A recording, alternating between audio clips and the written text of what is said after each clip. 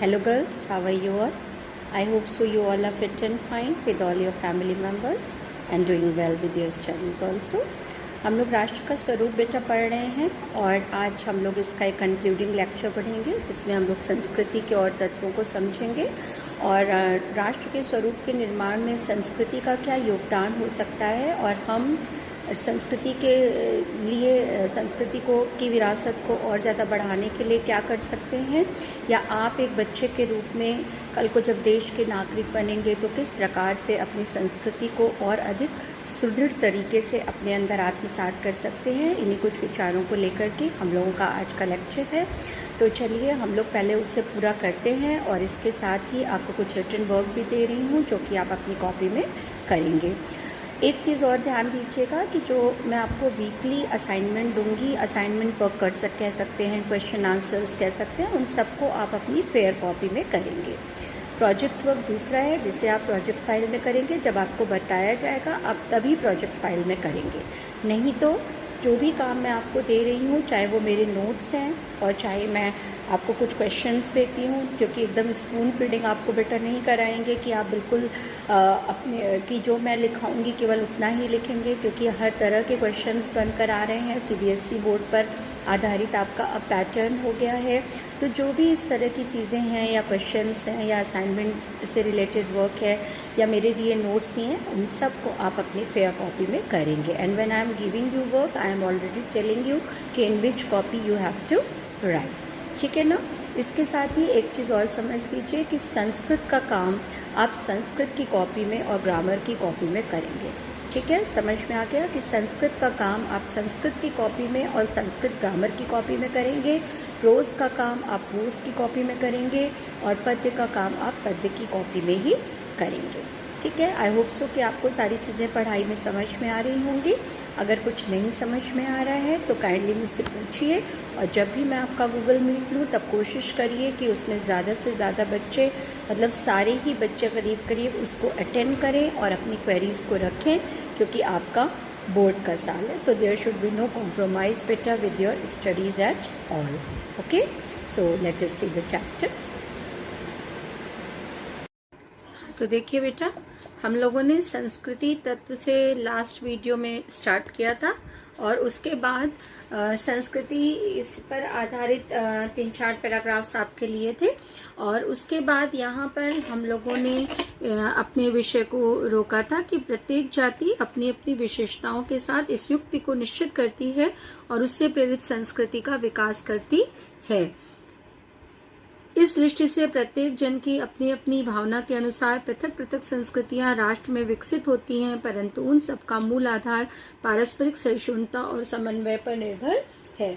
यहाँ तक हम लोगों ने पढ़ा था, और इसमें इसका मतलब जो है वो भी आपको बताया था कि राष्ट्र में जो है वो प्रत्येक जाति अपनी अपनी संस्कृति का निर्माण करेगी। अलग अलग जातियां होंगी और वो अपनी अपनी संस्कृतियों का निर्माण करेंगी, और जब वो अलग अलग संस्कृतियों का निर्माण करेंगी तो उनमें बाह्य रूप से कुछ भिन्नता होगी, लेकिन सभी का जो मूल आधार होगा वो सहयोग, सहिष्णुता और सहनशीलता और एकरूपता पर आधारित होगा।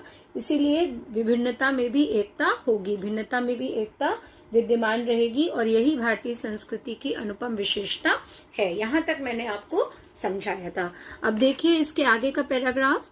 ये जो 4 पैराग्राफ इसमें दिए हैं, जिसमें कि 3 पैराग्राफ जो हैं वो काफी इम्पॉर्टेंट हैं, तो आज हम उसी को लेंगे और इस चैप्टर को आज हम लोग कंप्लीट करेंगे।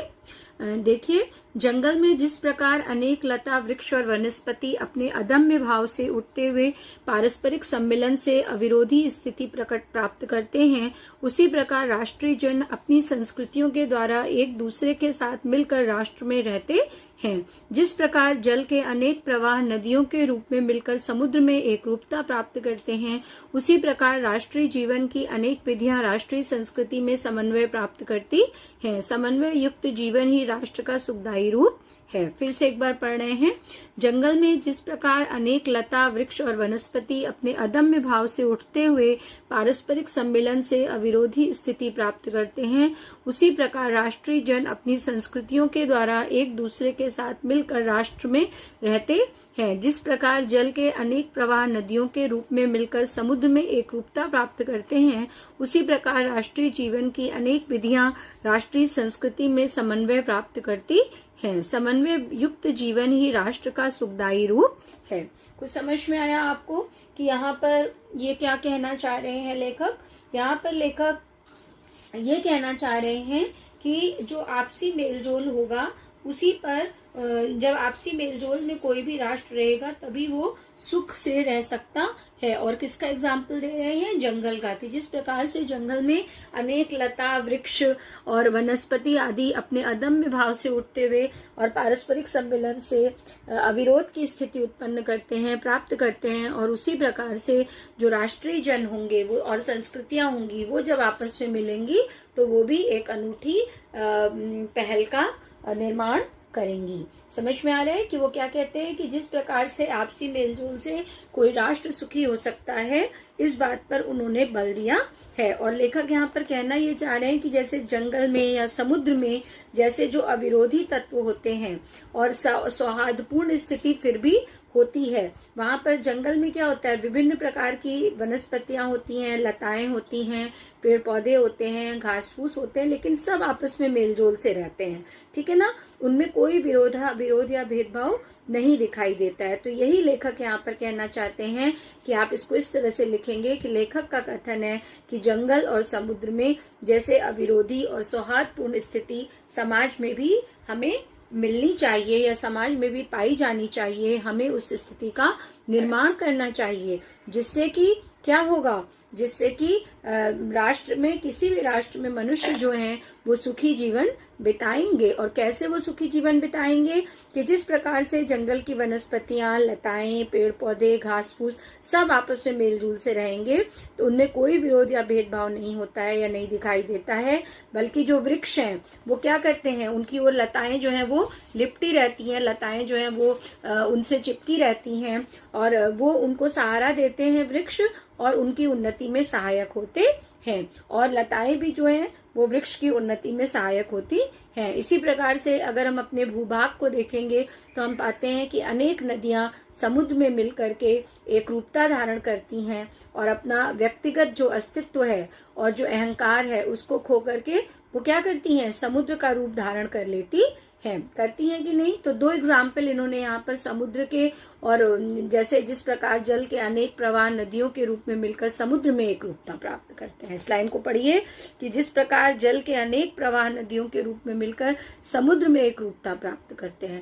उसी प्रकार से इन्होंने राष्ट्रीय जीवन की संकल्पना की है। तो हम एक बार फिर से बता रहे हैं कि यहाँ पे लेखक ये कहना चाहते हैं कि जो जंगल की वनस्पतियां हैं, लताएं हैं, पेड़ पौधे हैं, घास फूस है, सब आपस में मेलजोल से रहते हैं, उनमें कोई भी विरोध या भेदभाव नहीं दिखाई देता है, बल्कि जो वृक्षों से लिपटी लताएं होती हैं उनसे सहारा पा करके वो उनकी उन्नति में सहायक होती है। इसी प्रकार जो अनेक नदियां हैं वो समुद्र में मिल करके एक रूपता धारण करती हैं और अपना व्यक्तिगत अस्तित्व, अहंकार आदि खो करके समुद्र का रूप धारण कर लेती हैं। तो जिस प्रकार से ये दोनों चीजें होती हैं कि जंगल में विभिन्न चीजें एक रूप धारण करती हैं, समुद्र में नदियां मिलकर के परस्पर एक हो जाती हैं, ठीक इसी प्रकार से जो राष्ट्र के नागरिक हैं उनको भी चाहिए कि विविधता में एकता का परिचय दें या समन्वय स्थापित करने के लिए अपनी जाति, अपने धर्म, अपनी भाषा, अपने संप्रदाय या अपने क्षेत्र की तुच्छ भावना को त्याग करके क्या करें, विशाल राष्ट्र के समन्वयक के रूप में वो अपनी पहचान बनावें। क्या कहना चाहते हैं लेखक? क्या चाहते हैं खुद से लेखक ये चाहते हैं कि जो भारत के लोग हैं या किसी भी राष्ट्र के नागरिक हैं, जिस प्रकार से समुद्र में विभिन्नता में एकता हो जाती है, सारी नदियां एक समुद्र का रूप धारण कर लेती हैं और जंगल में भी विभिन्न लताएं, वृक्ष, पशु पक्षी एक रूपता से जंगल का निर्माण करते हैं, ठीक इसी प्रकार से जो राष्ट्र के नागरिक हैं उनको चाहिए कि विविधता में एकता या समन्वय स्थापित करने के लिए जाति, धर्म, भाषा, संप्रदाय या क्षेत्र की तुच्छ भावना को त्यागें और विशाल राष्ट्र के समन्वयक के रूप में जो राष्ट्र के नागरिक हैं किसी भी राष्ट्र के, वो अपनी पहचान बनावें और अपनी जो बनाएं और जो अपनी विभिन्न संस्कृतियों में समन्वय स्थापित करें और हर संस्कृति का जो आनंद पक्ष है उसको वो स्वीकार करें। क्या कहते हैं लेखक, वो क्या चाहते हैं कि विभिन्न जो राष्ट्रीय संस्कृतियां हैं वो समन्वयक, लास्ट लाइन जो देखिए आप क्या कह रहे हैं वो, कि समन्वय युक्त जीवन ही राष्ट्र का सुखदायी रूप है। समन्वय युक्त जीवन ही राष्ट्र का सुखदायी रूप है। क्या मतलब हुआ इसका मतलब ये हुआ कि हम सब अपनी विविध संस्कृतियों में समन्वय स्थापित करें और हर संस्कृति का जो आनंद का पक्ष है उसको स्वीकार करें और ऐसा करने से सर्वत्र सुख ही सुख होगा। समझ में आ गया? तो इसमें क्या मेन क्या बात कही गई है? इसमें मेन बात ये कही गई है कि जो समन्वय और सहिष्णुता की भावना है वही सुखी राष्ट्र का मूल मंत्र बताया गया है। किसी भी सुखी राष्ट्र का मूल मंत्र क्या है? जो समन्वय और सहिष्णुता की भावना है वो है। और जो लता, वृक्ष, नदियां और समुद्र का उदाहरण दिया है इन्होंने और राष्ट्र की उन्नति की प्रेरणा दी है। और इसमें भाषा का, कौन सी भाषा का प्रयोग है? परिमार्जित खड़ी बोली का प्रयोग है। और शैली यहाँ पर भावात्मक है या आप इसको विचार प्रधान शैली भी कह सकते हैं। शैली कौन सी है? भावात्मक है या आप इसे विचार प्रधान शैली भी कह सकते हैं। समझ में आ गया? तो फिर नेक्स्ट पैराग्राफ देखेंगे हम लोग। साहित्य, कला, नृत्य, गीत, आमोद प्रमोद अनेक रूपों में राष्ट्रीय जन अपने अपने मानसिक भावों को प्रकट करते हैं।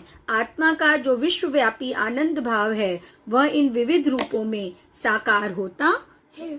क्या कह रहे हैं लेखक?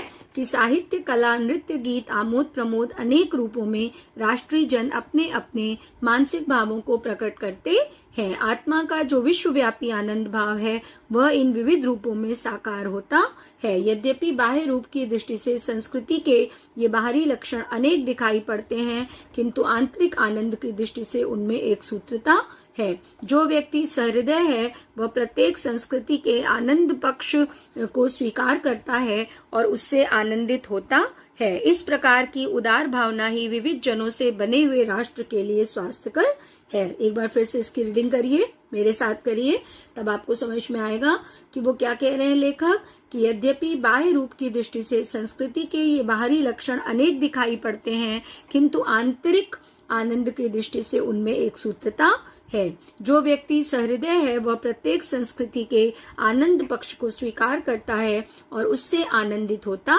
है। इस प्रकार की उदार भावना ही विविध जनों से बने हुए राष्ट्र के लिए स्वास्थ्यकर है। ठीक है, तो इसमें इस पर्टिकुलर पैराग्राफ में क्या कहना चाह रहे हैं लेखक, आप देखेंगे, ध्यान दीजिए कि इस पैराग्राफ में लेखक बेटा ये कहना चाह रहे हैं कि जो राष्ट्र का स्वरूप है उसको प्रत्यक्ष करने के लिए, प्रत्यक्ष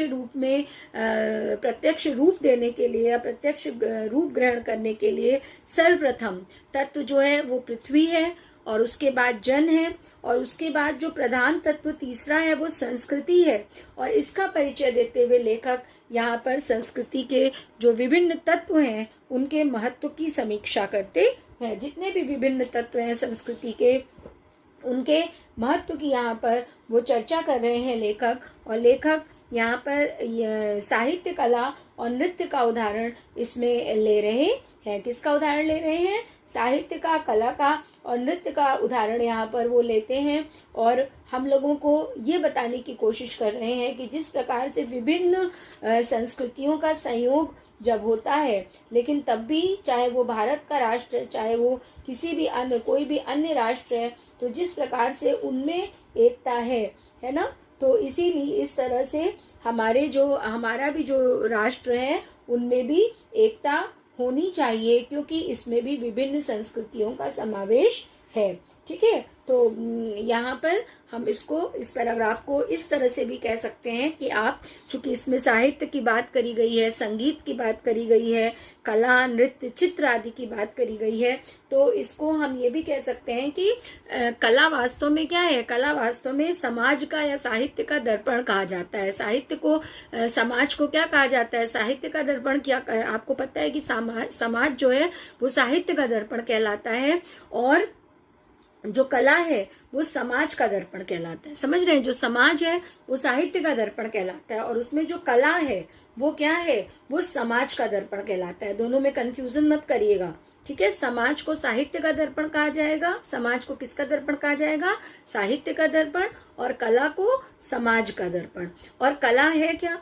जो भी साहित्य है, संगीत है, नृत्य है, चित्र है, इन सब का जो समष्टिगत रूप है उसको हम कला कहते हैं। इसलिए हम ये कह सकते हैं कि जो साहित्य आदि कलाएं हैं उनके माध्यम से हम राष्ट्र की, जनता की भावना को अपने सामने ला सकते हैं। और हम ये कह सकते हैं कि जिस प्रकार से जो आत्मा है वो संसार के विविध रूपों में जिस आनंद का अनुभव करती है, वो उस आनंद को हम इन कलाओं के माध्यम से प्रकट कर सकते हैं। बात को समझिएगा मैं क्या कहना चाह रही हूँ, कि लेखक यहाँ पे ये कहना चाह रहे हैं कि जो आत्मा है, किसी भी मनुष्य की आत्मा, वो संसार के विविध रूपों में, विभिन्न रूपों में जिस आनंद का अनुभव करती है वह उक्त कलाओं के माध्यम से प्रकट होता है। उक्त कला मतलब ये जो कलाएं बताई गई हैं, संगीत, नृत्य, साहित्य, चित्र आदि। ठीक है, अब कैसे इसको समझाते हैं कि जैसे जब हम ऊपरी तौर से देखते हैं तो हम ये पाते हैं कि साहित्य, संगीत, नृत्य आदि में पर्याप्त अंतर दिखाई देता है। कि साहित्य अलग है कि किताब पढ़ेंगे, संगीत अलग है कि उसमें गाना बजाना होगा, नृत्य अलग है कि उसमें कोई डांस परफॉर्म करेगा। तो जब हम बाहरी तौर से देखेंगे, ऊपरी तौर से देखेंगे बेटा, तो ये सारी चीजें हमको अलग दिखाई देंगी और सब में पर्याप्त अंतर होगा। लेकिन ये सभी क्या है? वास्तव में ये सभी आत्मा के आनंद को प्रकट करते हैं। किसको प्रकट करते हैं? आत्मा के आनंद को प्रकट करते हैं। और आंतरिक प्रभाव की दृष्टि से सभी समान है। तो सभी संस्कृतियों में आनंद का रूप, जो स्वरूप है, वो किसी न किसी रूप में व्याप्त है। चाहे वो साहित्य की संस्कृति है, चाहे संगीत की संस्कृति है, चाहे नृत्य की संस्कृति है, या हम चित्रकला को ही ले लें, तो सब में क्या है कि सब में बाहरी रूप में भले ही पर्याप्त अंतर होगा, अलग अलग अंतर दिखाई देगा, लेकिन सब आत्मा के आनंद को प्रकट करते हैं। और ये जो आंतरिक प्रभाव है, ये इसकी दृष्टि से सभी कलाएं जो है वो समान है। तो सभी संस्कृतियों में आनंद का स्वरूप किसी न किसी रूप में विद्यमान है, व्याप्त है। और जो एक सहृदय पुरुष होता है वो क्या करता है? वो प्रत्येक संस्कृति के इसी आनंददायक रूप को या आनंदात्मक रूप का अनुभव करके उसको ग्रहण कर लेता है। जो सहृदय पुरुष होता है वो क्या करता है? वो प्रत्येक संस्कृति के इसी आनंदात्मक रूप का अनुभव ग्रहण करके उसे लेता है और उसे ग्रहण करता है। इस प्रकार से जो संस्कृतियां हैं उनमें आनंद की भावना को ग्रहण करने से मनुष्य में एकता की भावना का उदय होता है। जब हम संस्कृतियों में आनंद की भावना को, सारी संस्कृतियों में जब हम आनंद की भावना को देखेंगे, देखिए यहाँ पर जो लाइनें लिखी हुई हैं इसका अर्थ मैं आपको बता रही हूँ, ये किंतु से, कि जब हम प्रत्येक संस्कृति में आनंद की भावना को ग्रहण करेंगे तो जो मनुष्य है उसमें एकता की भावना का, या हम में एकता की भावना का उदय होगा, जिससे विविध प्रकार की विचारधाराओं वाले समाज में एकता आएगी और इस प्रकार से समाज और राष्ट्र की सभी प्रकार से उन्नति होगी। एक बार फिर से बता रहे हैं कि जो सहृदय पुरुष होगा, जिसका दिल कोमल होगा, साफ होगा, वो क्या करेगा? वो सबकी अच्छी चीजों को ग्रहण करेगा, सारे लोगों की। तो जब वो सारे लोगों की अच्छी ग्रहण चीजों को वो सहृदय पुरुष प्राप्त करेगा या ग्रहण करेगा, पुरुष से मतलब यहाँ पर व्यक्ति से है, नॉट केवल मेल ऐसा करेगा, फीमेल नहीं करेंगी, ऐसा कुछ नहीं है। पुरुष से मतलब यहाँ पर सब लोगों से है कि जिसका दिल अच्छा होगा, सहृदय होगा, सच्चे हृदय का व्यक्ति होगा, सुंदर हृदय का व्यक्ति होगा, वो क्या करेगा? प्रत्येक संस्कृति के आनंदात्मक रूप को ग्रहण करेगा और उसका अनुभव करेगा। और इस प्रकार से संस्कृतियों में आनंद की भावना को ग्रहण करने से मनुष्य में एकता की भावना का उदय होगा, जिससे विविध प्रकार की जो विचारधाराओं वाला समाज है उसमें एकता आती है और इस प्रकार से समाज और राष्ट्र दोनों की सभी प्रकार से उन्नति होती है। दोनों की सभी प्रकार से उन्नति होती है। ये थोड़ा सा टफ पैराग्राफ है, ये थोड़ा सा टफ पैराग्राफ है। इसका मैं आपको अर्थ जो है वो लिख करके भेजूंगी कि आप किस तरह से इसको लिखेंगे। इसका अर्थ मैं इस पर्टिकुलर पैराग्राफ का आपको लिख के भेजूंगी, आप इसे कॉपी करिएगा। मैंने समझाने की पूरी कोशिश की है, आई होप सो कि आपको समझ में आया होगा। लेकिन ये पैराग्राफ जो है वो मैं इसका पैराग्राफ का अर्थ जो है वो मैं आपको खुद से लिख करके भेजूंगी। आप मेरे नोट्स से इस पैराग्राफ को मेरे नोट्स की मदद से इस पैराग्राफ को आप जो है बेटा वो तैयार करिएगा। इंपॉर्टेंट पैराग्राफ है, ये कई बार पूछा गया है, ठीक है। और इसमें बताया क्या गया है, अगर हम इसके साहित्यिक सौंदर्य को देखें वो आप सुनिए, समझ लीजिए कि अनेकता में जो एकता है वही भारतीय संस्कृति की मुख्य विशेषता है। उसी बात को यहाँ पर उन्होंने कहा है और संस्कृति का जो बाह्य और आंतरिक लक्षण है उसका विवेचन इन्होंने किया है। सरल और परिमार्जित भाषा का व्यवहार यहाँ पर हुआ है, प्रयोग हुआ है और शैली जो है उसमें विवेचनात्मकता है। समझ में आया? समझ गए? थोड़ा सा टफ पैराग्राफ है ये, तो इसके नोट्स मैं आपको भेजूंगी। फिर देखिए, गांवों के जंगलों में स्वच्छंद जन्म लेने वाले लोकगीतों में, तारों के नीचे विकसित लोक कथाओं में संस्कृति का अमित भंडार भरा हुआ है, जहाँ से आनंद की भरपूर मात्रा प्राप्त हो सकती है। राष्ट्रीय संस्कृति के परिचय काल में उन सब का स्वागत करने की आवश्यकता है। क्या कह रहे हैं यहाँ पर कि हाँ, तो देखिए यहाँ पे क्या लेखक कहना चाह रहे हैं।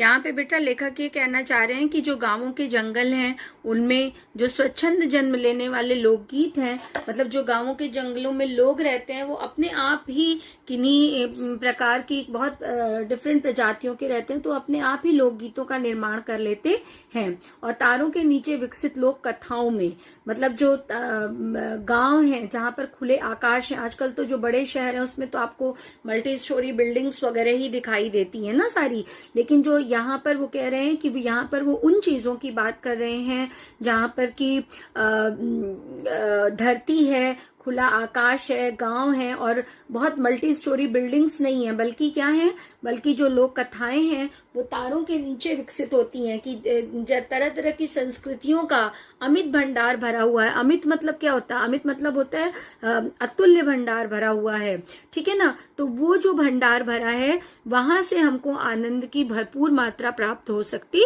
है। अगर हम मतलब इनका मतलब यहाँ पर ये कहने का है, आपने इसके पहले पैराग्राफ में भी देखा जहां पर ये जंगल की बात कर रहे हैं, इसके पहले जो पैराग्राफ साहित्य कला वाला बताया, उसके पहले मैंने जो पैराग्राफ बताया उसमें इन्होंने जंगल की बात करी, फिर साहित्य कला, नृत्य, गीत, आमोद प्रमोद की बात करी और यहाँ पर वो गांव के जंगलों की बात कर रहे हैं। तो कहने का मतलब ये है कि यहाँ पर लेखक ये कहना चाहते हैं कि जो राष्ट्र का स्वरूप है उसमें जब हम संस्कृति तत्व को देखते हैं तो वो केवल भूमि और जन या शहरों की भूमि या शहरों के व्यक्तियों पर ही आधारित नहीं होगा, बल्कि जब हम शहर के अंदर जाएंगे और शहर से थोड़ा दूर भी देखेंगे, जंगलों में देखेंगे, वनस्पतियों में देखेंगे, गांवों में देखेंगे, विभिन्न संस्कृतियों में देखेंगे, तब हमको राष्ट्र के स्वरूप की का जो तीसरा अंग है संस्कृति, उसके वास्तविक दर्शन होंगे, उसके सुंदर दर्शन होंगे, जहां से हमको आनंद का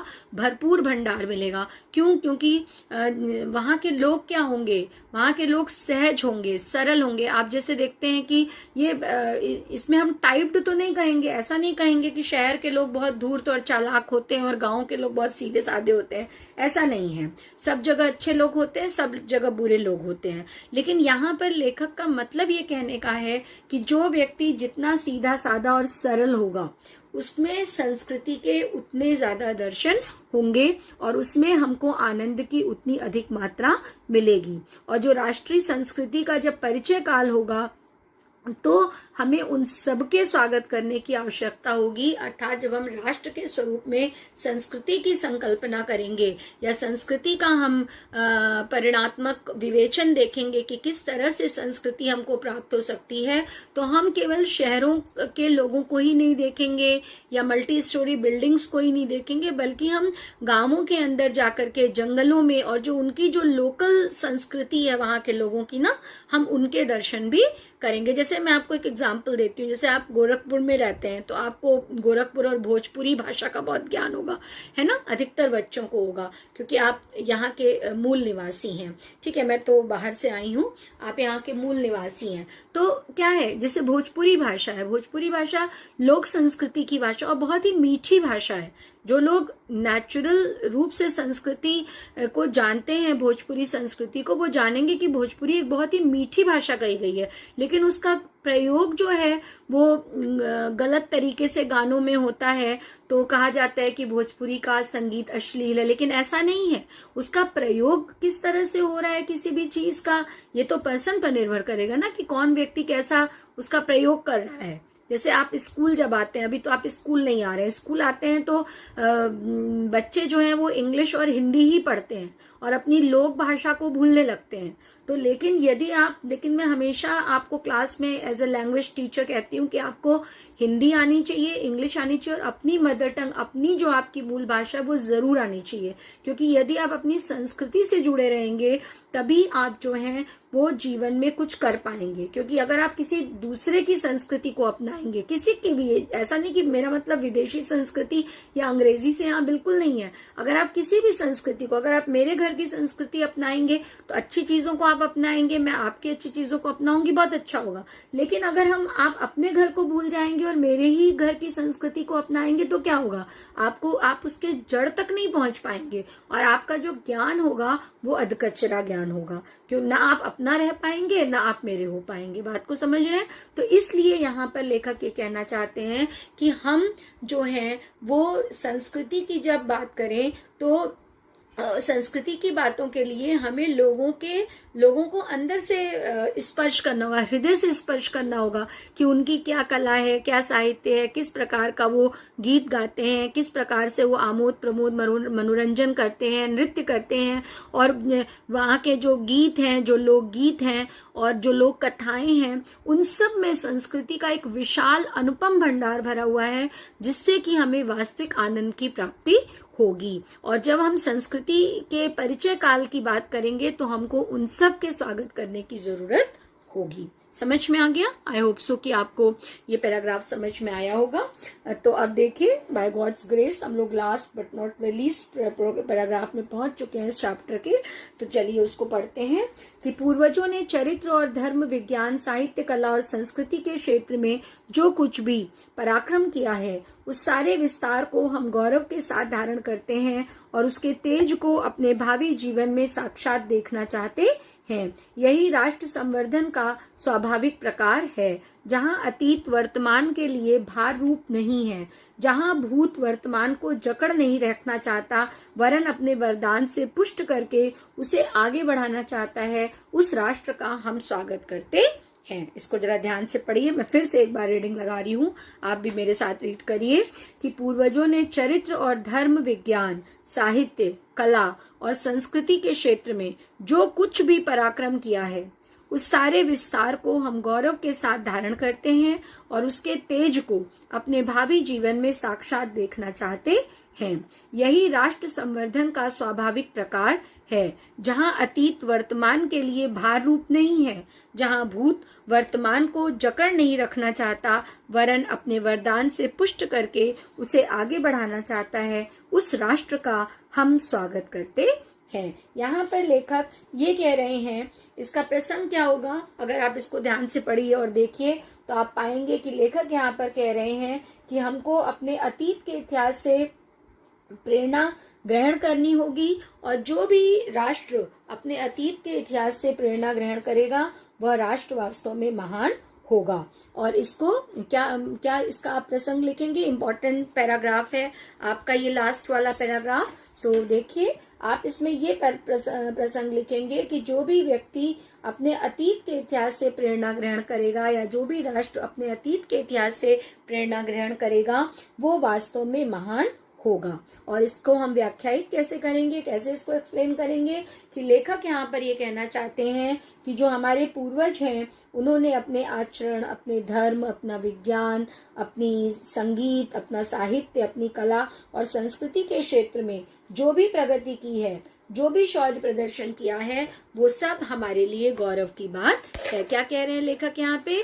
लेखक यहाँ पे ये कहना चाहते हैं कि जो भी हमारा जो अतीत है या हमारे जो पूर्वज हैं उन्होंने अपने आचरण में, अपने धर्म में, अपने विज्ञान में, अपने साहित्य में, अपने संगीत में, अपनी कला में और अपनी संस्कृति के क्षेत्र में जो कुछ भी प्रगति की है, जो शौर्य प्रदर्शन किया है, वो वास्तव में हमारे लिए गौरव की बात है। और हम उसके सारे क्षेत्रों के विकास एवं प्रगति को अपना ही विकास और प्रगति मानते हैं। हम वास्तव में जब जो भी हमारे पूर्वजों ने विकास किया अपने क्षेत्रों में और जो भी उन्होंने प्रगति की, उसको वास्तव में जो राष्ट्र के लोग हैं वो अपना ही विकास और प्रगति मानते हैं। और फिर वो आगे बताते हैं कि जो हमारे पूर्वजों का शौर्य है वो वास्तव में क्या है? हमारे पूर्वजों का शौर्य हमारी शोभा को बढ़ाता है। कि यदि हमारे पूर्वजों ने कोई शौर्य का काम किया, हम लोग कहते हैं ना अक्सर,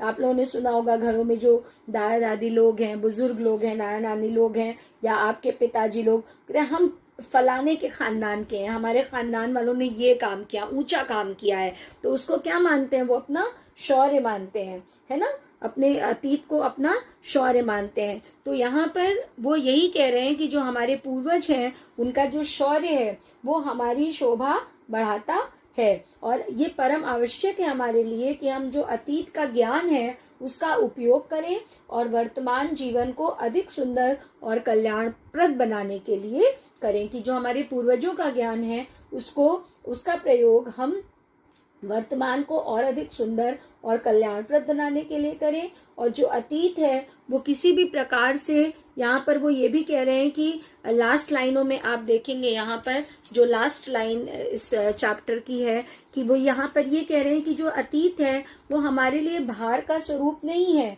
बल्कि वो हमें शक्ति और संबल दे। हम उसको इस प्रकार से ग्रहण करें तभी हम राष्ट्र की प्रगति कर सकेंगे। क्या कह रहे हैं वो? कि जो अतीत है हमारा वो भार नहीं है, बल्कि वो हमें शक्ति और संबल प्रदान करे और तभी हम राष्ट्र की प्रगति कर सकेंगे। तो यहाँ पर इसको थोड़ा सा हम और एक्सप्लेन करेंगे कि वो यहाँ पर ये कह रहे हैं कि हम जो हमारे पूर्वज हैं उनका शौर्य अगर हमारी शोभा को बढ़ाता है तो हम उसी शोभा, ओज और तेज को अपनी संतति में देखना चाहेंगे, अपनी संतानों में देखना चाहेंगे। या हम इसको इस तरह से भी कह सकते हैं कि हम इसे राष्ट्र की प्रगति एक प्रकार से मानते हैं जो कि वास्तविक है। और जहाँ राष्ट्र की प्रगति है वहाँ हम भूत को वर्तमान के लिए प्रेरणास्पद मानते हैं, क्योंकि भूतकाल कभी भी वर्तमान पर क्या होना चाहिए? बोझ नहीं होना चाहिए। इसलिए इसकी प्रगति में बाधक नहीं होना चाहिए। और वास्तव में वही राष्ट्र महान होगा जो स्वागत के योग्य है, जिसके निवासी अपने पूर्वजों के ऐतिहासिक शौर्य को और ओजपूर्ण कार्यों को प्रेरणा से देखते हैं। वही राष्ट्र महान है और वही राष्ट्र के भविष्य को सुधारते भी हैं और अच्छे से अच्छा, श्रेष्ठ से श्रेष्ठ बनाते भी हैं। ठीक है। एक्चुअली ये जो लास्ट पैराग्राफ है आपका, इसको अगर हम एक्सप्लेन करना जाएंगे तो बहुत टाइम लग जाएगा। इसमें बहुत ज्यादा चीजें इन्होंने बताई हैं, पूर्वजों के चरित्र के बारे में बताया है, उनके धर्म के बारे में, विज्ञान के बारे में, साहित्य, कला और संस्कृति के बारे में, फिर उन्होंने इन क्षेत्रों में जो पराक्रम किया है उसके बारे में भी बताया है। और वो ये भी कह रहे हैं कि इस सारे विस्तार को हम गौरव के साथ धारण करेंगे और अपने तेज को अपने भावी जीवन में साक्षात देखना चाहेंगे। मतलब कि जो हमें अतीत से गौरव प्राप्त हुआ है, जो अपने पूर्वजों से हमें प्राप्त हुआ है, हमने उसे ग्रहण किया है, हम अपना जीवन सफल बना रहे हैं, अपने राष्ट्र का जीवन सफल बना रहे हैं और हम चाहेंगे कि हमारी संतानों में भी वो चीज आए। तो जहाँ अतीत जो है वो वर्तमान के लिए कोई भार नहीं होगा, जैसा कि मैंने आपको पहले बताया, बल्कि जो वर्तमान होगा वो हमें भविष्य के लिए एक अच्छी नींव तैयार करेगा और उस नींव पर ही हम अपने राष्ट्र का निर्माण करेंगे। ये जो लास्ट पैराग्राफ है आपका बुक में, ये पूर्वजों वाला, ये वाला पैराग्राफ भी बेटा आपका एक टफ पैराग्राफ व्याख्या की दृष्टि से है और इम्पोर्टेंट भी है, तो इसके भी मैं आपको नोट्स भेजूंगी, इस पैराग्राफ के भी आपको मैं नोट्स भेज दूंगी, ठीक है। और इसके अलावा मैंने जितने भी, इन दोनों पैराग्राफ्स के मैं आपको नोट्स भेजूंगी, और इसके अलावा मैंने आपको जितना भी पढ़ाया है उसके नोट्स आप खुद तैयार करेंगे और बहुत अच्छे से तैयार करेंगे, क्योंकि इसी मंथ के लास्ट में होप सो आपका यूनिट टेस्ट होगा या एग्जाम कोई भी होगा, तो आपका ये चैप्टर उसमें आना है। जितना भी मैंने पढ़ाया है वो सारा कुछ एग्जाम में आएगा, तो उस हिसाब से आप अपने एग्जाम की तैयारी भी अभी से शुरू कर दीजिए। तो ये दो पैराग्राफ्स का नोट्स मैं आपको भेजूंगी, और इसके अलावा बाकी पूरे पैराग्राफ्स जो है वो आप खुद जो है वो नोट करेंगे। समझ में आ गया? खुद से आप करेंगे और बहुत अच्छे से इस चैप्टर को पढ़िए। और अगर आपको कोई भी प्रॉब्लम होती है तो आप मुझे पूछिए, फोन करके पूछिए या वैसे पूछिए। और इसमें जो आपको ये ध्यान रखिएगा आप कि जो भी राष्ट्र का स्वरूप, जैसे कोई भी चैप्टर है, तो जब आपका बोर्ड एग्जाम होगा, इसमें मैं थोड़ा सा आपको ये भी बता दूं कि जब आपका बोर्ड एग्जाम होगा तो उसमें कोई भी पैराग्राफ आएगा, आपको पता है 11th क्लास में, लेकिन चूंकि कई नए बच्चे भी आए थे 11th क्लास में और सारे बच्चे स्कूल नहीं आए थे, इसलिए मैं आपको एक चीज और भी बता दूं कि जो आपका कोई भी पैराग्राफ अगर आता है ना, तो उसमें फिर जो है वो उसका शीर्षक आ सकता है, उस पैराग्राफ का जो क्वेश्चंस आते हैं वो किस प्रकार से आते हैं मैं आपको बता रही हूँ। जैसे कि पाठ का शीर्षक आ सकता है, पाठ का लेखक आ सकता है, और फिर इसमें कुछ आपको पता है, जो पुराने बच्चे हैं उनको पता है, 11th में सबने एग्जाम दिया तो सबको पता है, फिर भी एक बार रिवाइज कि लाइंस अंडरलाइन कर देंगे और उस रेखांकित अंश की आपको व्याख्या करनी होगी, ठीक है। और उसके बाद ये भी हो सकता है कि जैसे यहाँ पर ये लाइन है, पूर्वजों ने चरित्र धर्म डैश डैश डैश से यहाँ तक हम साक्षात देखना चाहते हैं, यहाँ तक, तो इन पंक्तियों को लिख दिया जाएगा और आपसे पूछा जाएगा कि इन पंक्तियों का आशय या अर्थ स्पष्ट कीजिए या आशय स्पष्ट कीजिए या गूढ़ार्थ बताइए, मतलब गूढ़ रूप में क्या कहना चाह रहे हैं, ठीक है। कहीं कहीं पर लेखक का जो केंद्रीय भाव है उस पर प्रकाश डालिए, ये भी आ सकता है। इस तरह के क्वेश्चंस जो हैं वो आपके आएंगे। समझ में आ गया? इस तरह के क्वेश्चंस जो हैं वो आपके एग्जाम में आएंगे। तो मैं आपको इसके कुछ एक क्वेश्चंस दे दूंगी उसके लिए, प्रैक्टिस के लिए, कि आप किस तरह से पैराग्राफ्स, मैं पूरे पैराग्राफ्स आपको लिख करके नहीं दूंगी क्योंकि अब सब बच्चों के पास बुक्स है, पूरे स्पून फीडिंग नहीं करेंगे कि हर एक चीज आपको स्पून फीडिंग, लेकिन हाँ मैं ये करूंगी कि जैसे मान लीजिए मैंने ये पैराग्राफ लिया, तो ये पूर्वजों ने चरित्र और धर्म ज्ञान डैश डैश डैश उस राष्ट्र का हम स्वागत करते हैं। अब इस पैराग्राफ में कितने क्वेश्चंस बन सकेंगे ये मैं आपको 3-4 प्रैक्टिस के लिए दूंगी, जिससे कि आपको समझ में आए कि आपको किस तरह से एग्जाम में करना है, और उसको आप अपनी कॉपी में करेंगे। समझ में आ रहा है? उसको जो मैं आपको होमवर्क दूंगी, अब ये चैप्टर चूंकि हमारा अभी पूरा हुआ है इसलिए हम आपको अब होमवर्क देंगे। बहुत से टीचर्स ने आपको पहले से होमवर्क दिया होगा, लेकिन चूंकि हमारा चैप्टर अब पूरा हो रहा है इसलिए हम अब आपको होमवर्क देंगे, तो उसको आप समझिएगा।